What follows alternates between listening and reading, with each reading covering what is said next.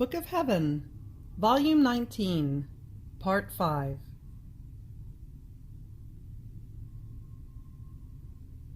April 16th, 1926.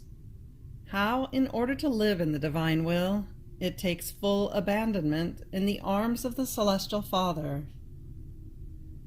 How the Nothing must surrender its life to the All. How the Celestial Mama is the true image of the living in the divine will.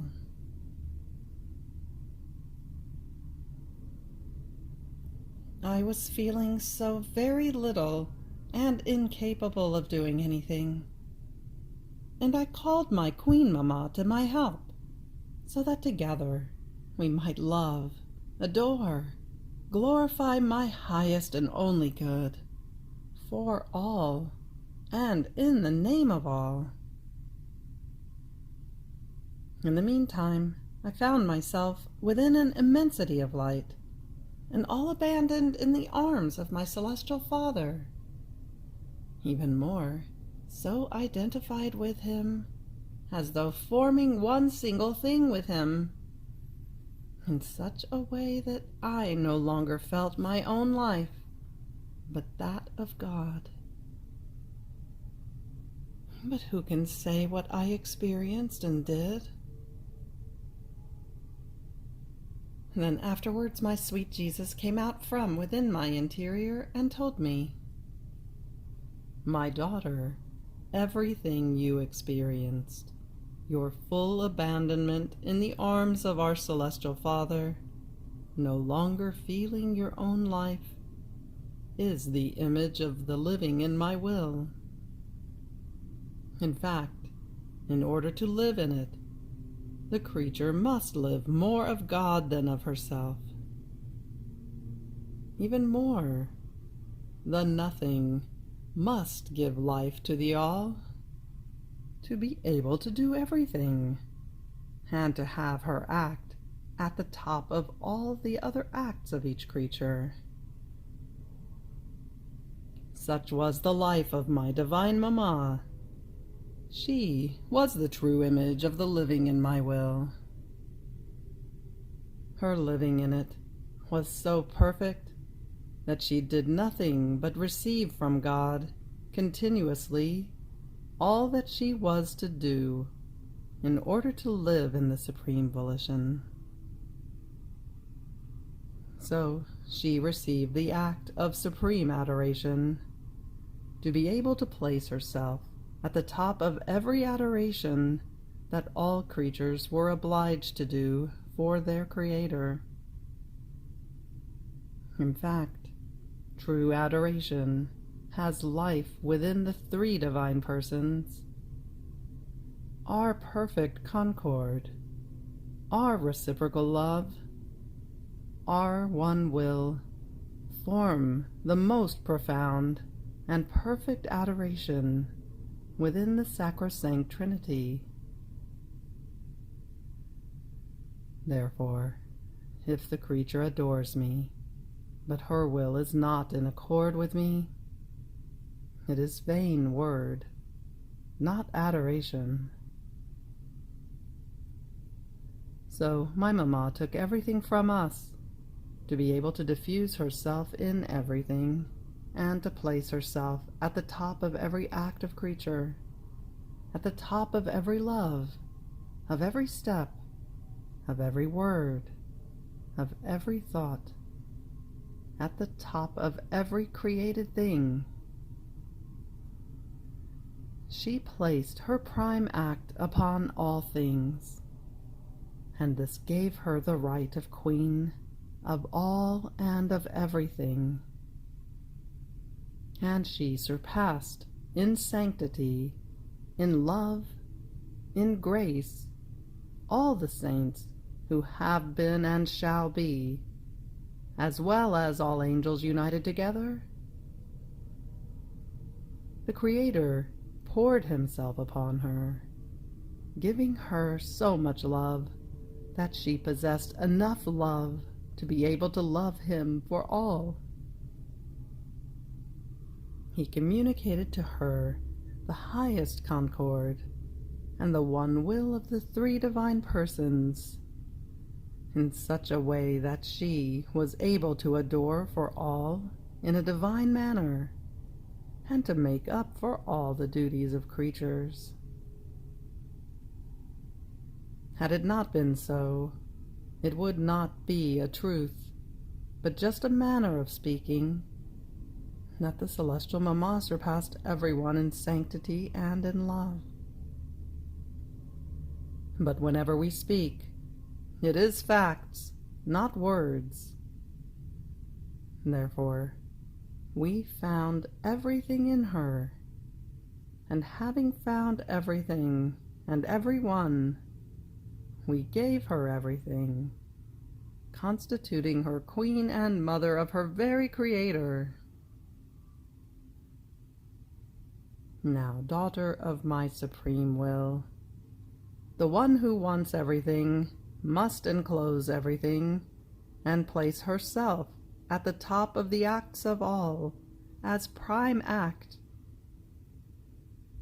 So the soul must be at the top of every love, adoration, glory of each creature. My will is everything.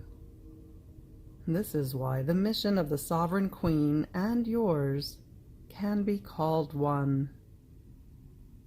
And you must follow, step by step, the way she conducted herself with God, to be able to receive the divine attitude, in order to have within yourself a love that says love for all, an adoration that adores for all, a glory that diffuses throughout all created things. You must be our echo, the echo of our celestial Mama, because she alone lived perfectly and fully in the supreme volition. Therefore she can be your guide and act as your teacher. Ah, if you knew with how much love I am around you, with how much jealousy I watch over you, so that your living in my eternal will may not be interrupted. You must know that I am doing more with you than with my very celestial Mama, because she did not have your needs, nor any tendencies or passions that might even slightly prevent the course of my will in her. With greatest ease, the Creator would pour into her, and she into him. My will was always triumphant in her. Therefore she had no need of either spurs or admonitions. With you, on the other hand, I must use more attentions. When I see that some little passion, some little tendency wants to arise within you, and also when your human will would want to have some act of its own life within you, I must admonish you. The power of my will must remain in the act of knocking down whatever arises within you that does not belong to it.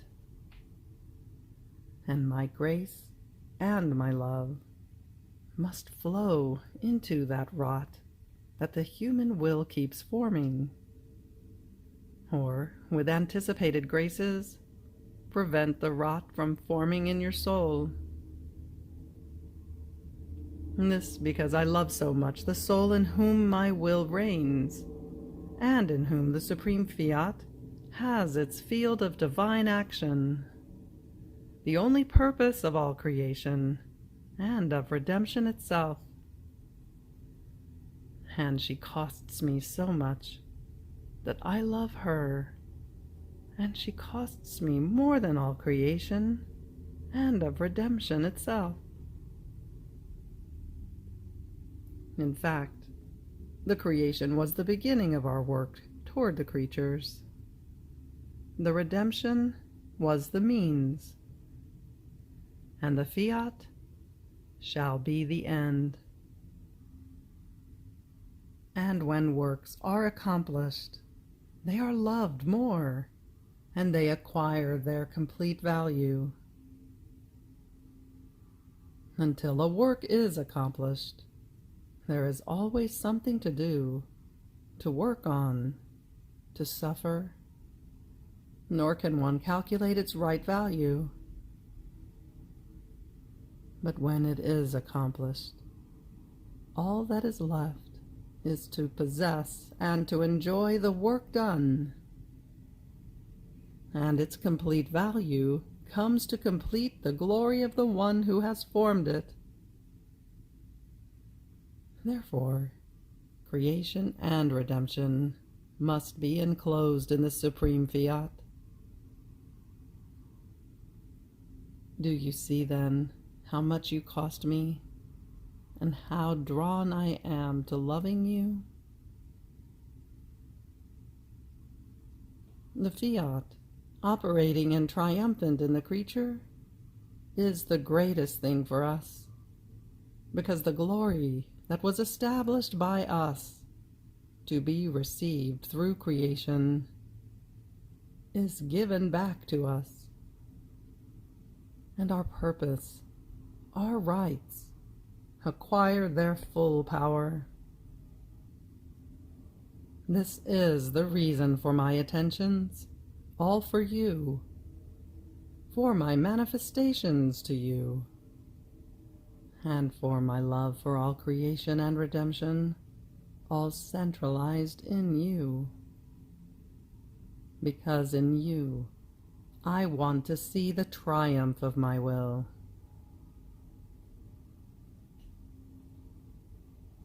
April 18th, 1926. The Divine Will, symbolized by the wind. The Divine Will is the depository of the divine works, and it must also be the depository of the works of creatures. I felt all shrunken within myself, and I tried to fuse myself in the holy divine will, to run along with it so as to keep it company in its works, and to requite it, at least with my little I love you. Now while I was doing this, my sweet Jesus, coming out from within my interior, told me, "My daughter, courage, do not pay attention to your littleness. What you must care about is to keep your littleness in my will, because by being in it, you shall be dissolved in it, and my will, like wind, shall bring the freshness it possesses into your act, as refreshment for all creatures. It shall bring a warm wind to inflame them with my love. It shall bring a cold wind to extinguish the fire of their passions. And finally, it shall bring a humid wind to produce the vegetation of the seed of my will." Have you ever experienced the effects of the wind? How it can turn the air, almost instantly, from warm into cold, from humid into a most fresh and refrigerating air? My will is more than wind, and your acts in it, by agitating it, move the winds it contains and produce admirable effects. Then all these winds, united together, invest the divine throne and bring to their creator the glory of his will operating in the creature. Oh, if everyone knew what it means to operate in the supreme fiat and the prodigies it contains, they would all compete to operate in it. See, our will is so great that we ourselves make it the depository of our works. In our will, we deposited the creation, that it might remain ever beautiful, fresh, whole, new, just as we issued it from our creative hands. In our will, we deposited the redemption, that it might be always in the act of redeeming. And my birth, my life, my passion, and death might be always in the act of being born, of living, of suffering, and of dying for the creature. In fact, our will alone has the virtue and the power to maintain the work done always in act, and to reproduce that good as many times as one wants. Our works would not be safe if they were not deposited in our will. If it is so with our works, much more so should it be with the works of the creatures. To how many dangers are they not subject when they are not deposited in our will? How many changes do they not undergo? Therefore, all our contentment is when we see that the creature makes the deposit of her acts in the supreme volition. These acts, though small, and also the trifles of the creature, compete with our acts, and we delight in seeing her industriousness, that in order to place her trifles in safety, she deposits them in our will. Now, if our will was the depository of creation and of redemption, it must also keep the deposit of the fiat on earth as it is in heaven. Here is the reason for my pushing, so that you may do nothing without depositing it in it. If you do not form this deposit of all of yourself, of your little acts, and even of your trifles, not having its full triumph over you, my fiat shall not be able to carry out its fiat on earth as it is in heaven. April 25th, 1926. Currents and waves of love among God, the creation, and the soul who lives in the divine will. How the fiat is triumphant in heaven and conquering on earth. I am going through most bitter days because of the privations of my sweet Jesus. I feel I am breathing a poisonous air that is enough to give me not one death, but 1,000 deaths. But as I am about to succumb under the mortal blow, I feel the vital and balsamic air of the supreme volition that serves me as counterpoison, so as not to let me die. And it keeps me alive, that I may suffer continuous deaths under the incalculable weight of the privation of my highest and only good. O privation of my Jesus, how painful you are. You are the true martyrdom of my poor soul. O supreme will, how strong and powerful you are. By giving me life, you prevent my flight toward the celestial fatherland, to find he whom I so much long for and desire. Oh, please, have pity on my hard exile. Pity on me, who live without he who alone can give me life.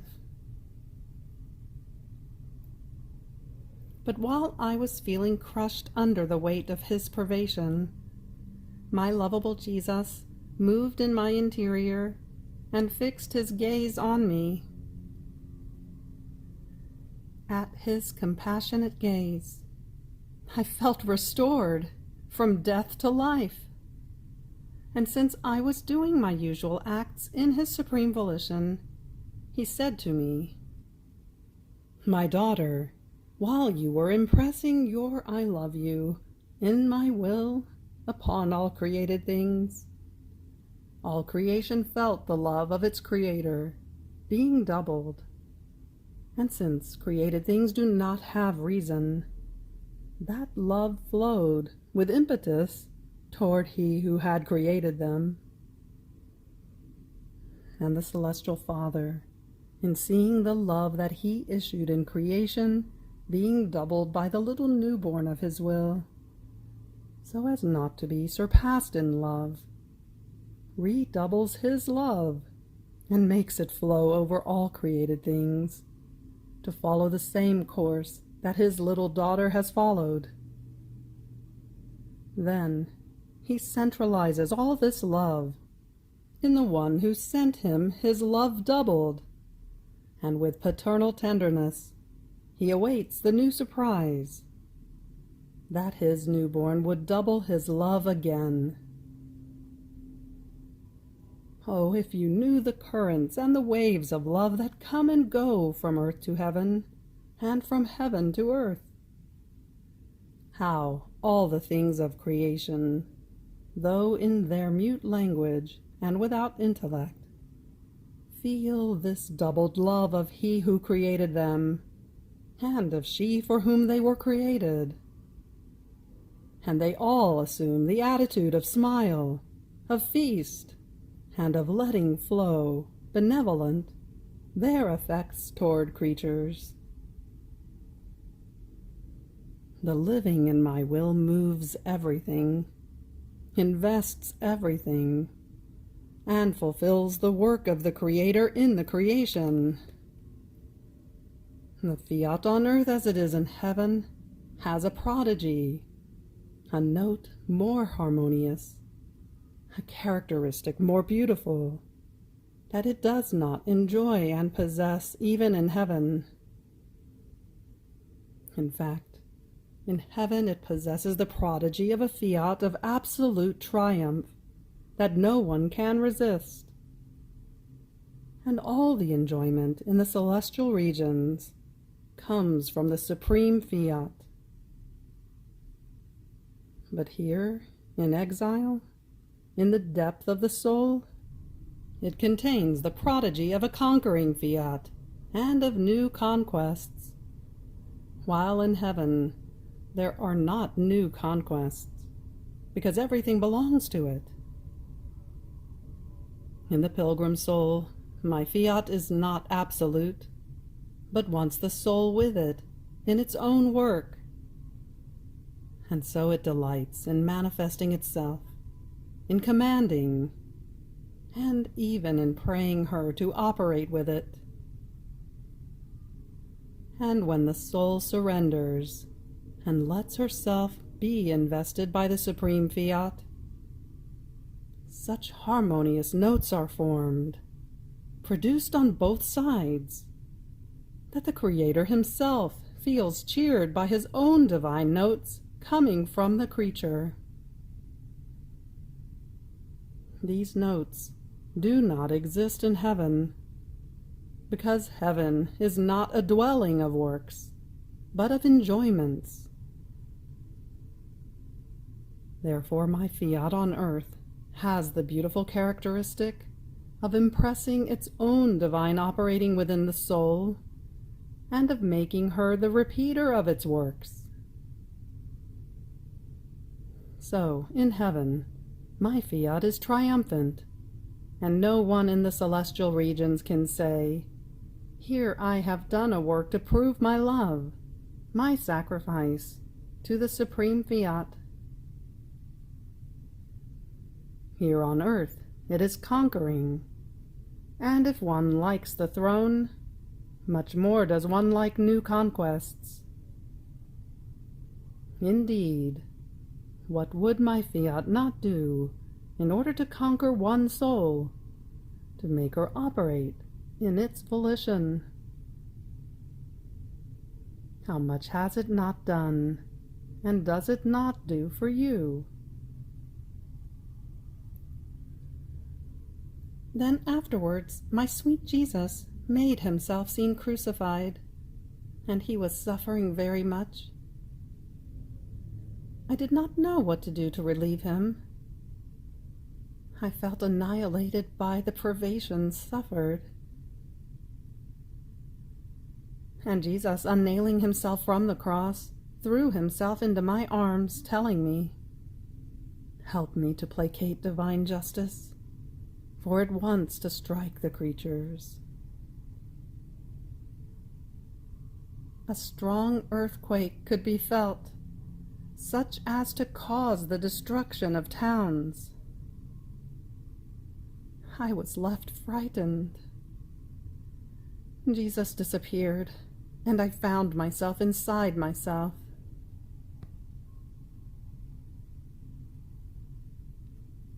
April 28, 1926.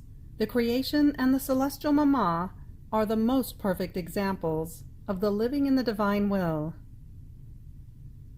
How the Virgin surpassed everyone in suffering. I was thinking to myself, when my sweet Jesus speaks of his will, he often unites with it the sovereign Queen of Heaven, or the creation. He seems to delight so much in speaking of both one and the other that he keeps looking for opportunities, pretexts, and devices in order to manifest what his most holy will does, both in the celestial Mama and in the creation.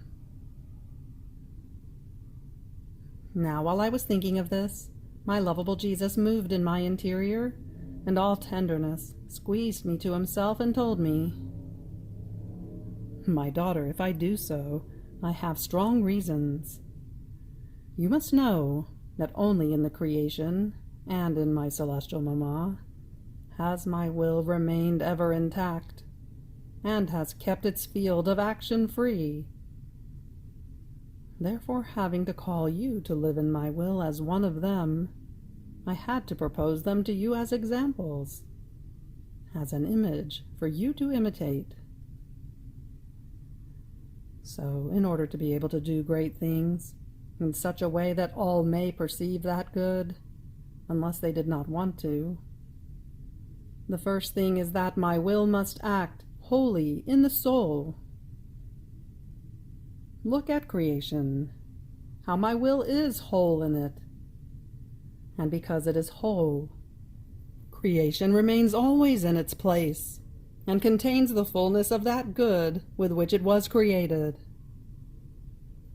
This is why it remains always new, noble, pure, fresh, and can share the good it possesses with all.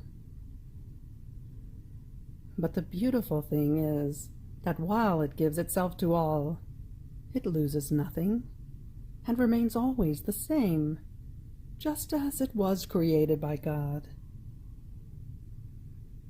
What has the sun lost by giving so much light and heat to the earth? Nothing. What have the azure heavens lost by remaining extended in the atmosphere, or the earth by producing so many and so various plants? Nothing. And so with all the things created by me. Oh, in what an admirable way does creation sing that saying about me, "He is ever old and ever new." So my will in creation is center of life, is fullness of good, is order and harmony. It keeps all things in the place wanted by it. Where can you find a more beautiful example, a more perfect image of the living in my will, if not in creation? This is why I call you to live in the midst of created things as their sister, that you may learn to live in the supreme volition, and you too may remain in the place wanted by me, to be able to enclose within yourself the fullness of good that my will wants to enclose in you, so that whoever wants it may take of that good. And since you are endowed with reason, you must surpass them all, and requite your Creator in love and glory for each created thing, as if they were all endowed with reason. So you shall be the substituter for all creation, and creation shall be a mirror for you, in which you can reflect yourself, in order to copy the living in my will, so that you may not move from your place. It shall be your guide and teacher, giving you the highest and most perfect lessons in the living in my will. But the one who surpasses all is my celestial Mamma.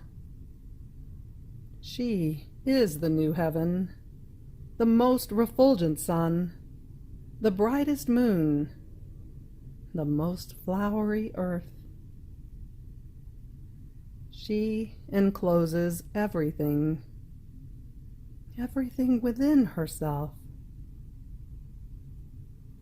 If each created thing encloses the fullness of its own good received by God, my Mamma encloses all goods together, because since she is endowed with reason, and my will lived wholly in her, the fullness of grace, of light, of sanctity, grew in every instant. Every act she did were suns and stars that my will formed in her. So she surpassed the whole creation, and my will, whole and permanent in her, did the greatest thing, and impetrated the longed-for Redeemer. This is why my Mamma is queen in the midst of creation, because she surpassed everything, and my will found in her the nourishment of her reason, that made it live as whole and permanent in her. There was highest accord. They held each other's hand. There was not one fiber of her heart, or word, or thought, over which my will did not possess its life. And what can a divine will not do? It can do everything. There is no power it lacks, or thing it cannot do.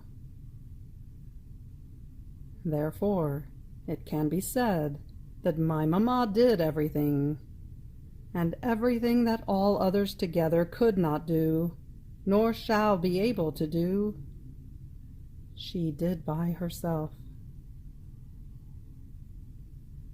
Therefore, do not be surprised if I point out to you the creation and the sovereign queen, because I must point out to you the most perfect examples in which my will has perennial life, and has never found an obstacle to its field of divine action, in order to be able to operate things worthy of itself. My daughter, if you want my supreme Fiat to reign as it does in heaven, that is the greatest thing that is left for us to do for the human generations. Let my will have the place of sovereign in you, and live as whole and permanent.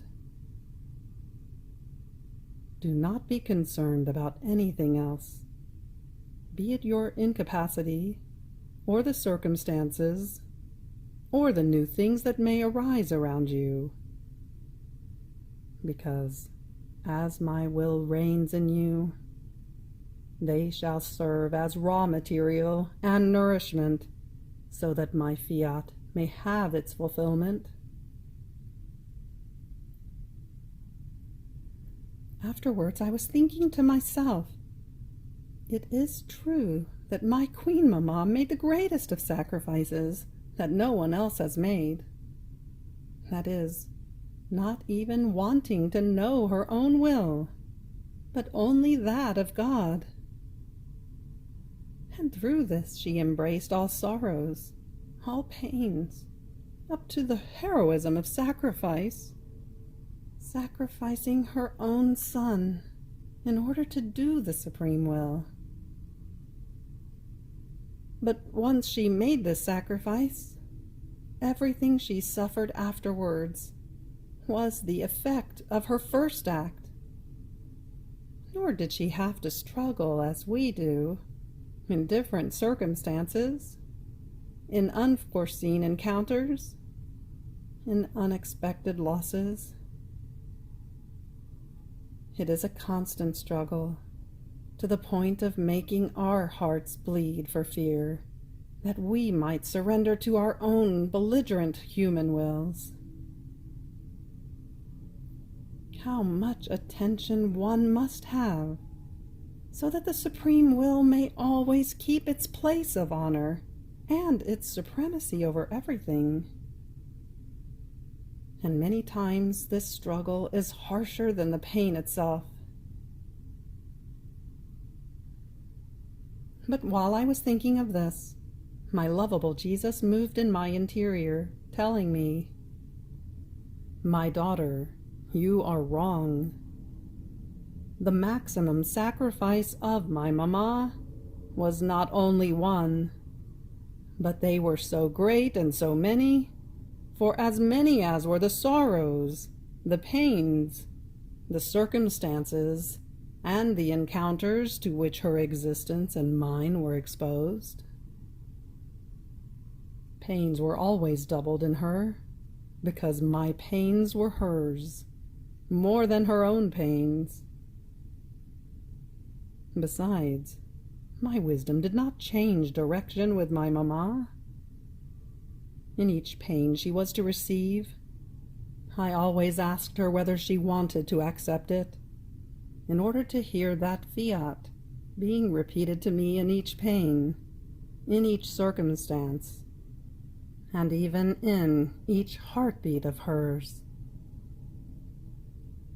That fiat resounded so sweet, gentle, and harmonious to me that I wanted to hear it being repeated in every instant of her life. This is why I would always ask her, "Mama, do you want to do this? Do you want to suffer this pain?" And my fiat would bring her the seas of the goods it contains, and would make her understand the intensity of the pain she was accepting. This understanding, through divine light, of that which, step by step, she was to suffer, gave her such martyrdom as to infinitely surpass the struggle that creatures suffer. In fact, since the seed of sin was missing in her, the seed of the struggle was missing, and so my will had to find another device, that she might not be inferior to the other creatures in suffering, because having to acquire by justice the right of Queen of Sorrows, she was to surpass in suffering all creatures together. How many times have you yourself not experienced this? That while you felt no struggle within you, as my will would make you understand the pains it inflicted upon you, you would remain petrified by the intensity of the pain. And while you were undone in that pain, you were the tiny little lamb in my arms, ready to accept yet more pains to which my will would want you to be submitted. Ah, did you not suffer more than in the struggle itself? The struggle is a sign of vehement passions, while my will, if it brings suffering, gives intrepidness. And with the knowledge of the intensity of the pain, it gives one such merit that only a divine will can give. Therefore, just as I act with you, that in everything I want from you, first I ask you whether you want it, whether you accept it. So I did with my mama. This, so that the sacrifice may be always new, and may give me the opportunity to converse with the creature, to be with her, and my volition may have its field of divine action in the human will. Now, as I was writing what is written above, I could not continue on, because my mind was estranged from my senses by a beautiful and harmonious chant, accompanied by a sound never before heard. This chant called the attention of everyone, and harmonized with the whole of creation, and with the celestial fatherland. I write all this to obey. As I was hearing that chant, my Jesus told me, "My daughter, hear how beautiful it is. This sound and chant is a new canticle, formed by the angels as homage, glory, and honor to the union of the divine will with your human will. The joy of all heaven and of all creation is so great that, unable to contain it, they play and sing." After he said this, I found myself inside myself. You have reached the end of the Book of Heaven, Volume 19, Part 5. Fiat.